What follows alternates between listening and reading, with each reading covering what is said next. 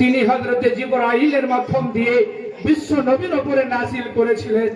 এটা হলো সেই কোরআন, যে কোরআন বিশ্ব নবীর উপরে যখন জিবরাইল আলাইহিস সালাতু ওয়াস সালাম নাযিল করেছিলেন, বহন করে এনে যখন তিনি সুসংবাদ দিয়েছিলেন আর পৌঁছে দিয়েছিলেন, সেই কোরআন শোনার পরেও ১৫০০ বছর ২০০০ বছর আগেকার জিনেরা সূরা জিনের ভেতরে তারা বলেছে, ইন্না সামি'না কুরআনান আজাবা, আমরা এমন এক আশ্চর্য ধরনের কোরআন শুনলাম।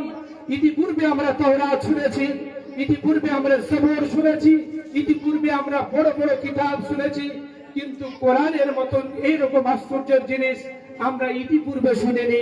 যারা বলেছিল সে সমস্ত জেলেদের বয়স হাদিসের ভেতরে ইতিহাসের পৃষ্ঠায় লেখা আছে, কারো বছর ১৫০০ বছর বয়স, কারো ২০০০ বছর বয়স, কারো বা ২২০০-২৫০০ বছর বয়স।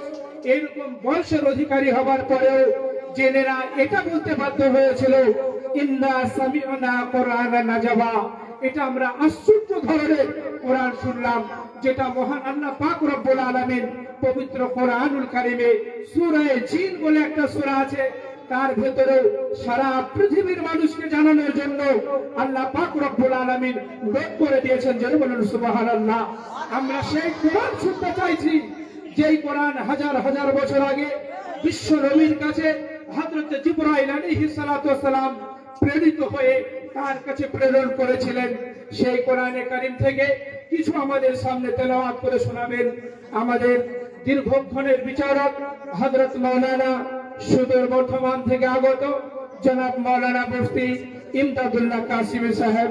আসুন, আপনি আপনার সুললিত কণ্ঠে, প্রাণবন্ত কণ্ঠে, আপনার মুখ থেকে আমরা আপনার মুখ নিঃসৃত বাণী সেই কোরআন শুনতে চাইছি।